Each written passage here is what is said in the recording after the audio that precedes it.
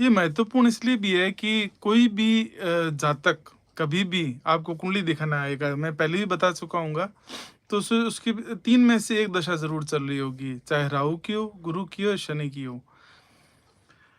तो सबसे ज़्यादा संभावना होती है कि कौन से ग्रह की है, तो वो राहु की होती है कि राहु जिस समय है तो वो चाहे दशा में हो, अंतर्दशा में, प्रत्यंतर में हो, सूक्ष्म हो, प्राण में हो, कहीं न कहीं उसके राहु ज़रूर होगा, तभी वो कुंडली दिखाने आएगा।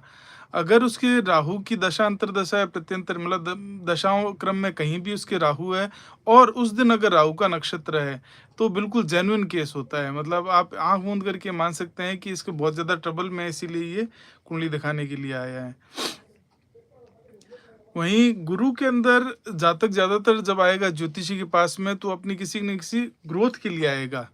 क्योंकि उसको जीवन में अब आगे बढ़ना है, तो वो आगे कैसे बढ़ सकता है, इसकी डिस्कशन के लिए आएगा कि भई अभी मैं ये प्रयास कर रहा हूँ, ये प्रयास कर रहा हूँ, यहाँ पर अटेम्प्ट कर रहा हूँ और अभी मेरी ये स्थिति है कि मैं यहाँ पर इस तरीके से अटका हुआ हूँ या इस तरीके से आगे बढ़ने की संभावनाओं को देख रहा हूँ, आगे बढ़ूँ कि नहीं बढ़ूँ। ये गुरु का पैटर्न है। और शनि का पैटर्न होता है जिसमें वो बुरी तरह से मार खा रहा होता है। बहुत सक्षम हो चुका होता है उस समय तक, उसके बावजूद भी वो मार खा रहा होता है। वो उसकी जो योजनाएँ लटकी पड़ी होती है, वो आगे नहीं बढ़ पा रहा होता है। तो ये शनि का कैरेक्टर होता है। जब शनि का जातक आपके पास में आता है तो उसकी 2 अवस्थाएँ होती हैं कि या तो वहाँ से वो बुरी तरह से गिरेगा या वहाँ से वो पूरी तरह से खड़ा हो जाएगा। जो खड़े होने वाला है उसको थोड़े-से सपोर्ट की ज़रूरत होती है, एस्ट्रोलॉजिकल रेमेडीज़ के तौर पर वो खड़ा हो जाता है। और जो जिनके गिरने की नौबत होती है, उनको एस्ट्रोलॉजिकल रेमेडीज़ क्या करती है कि उसको बहुत हद तक शील्ड कर देती है।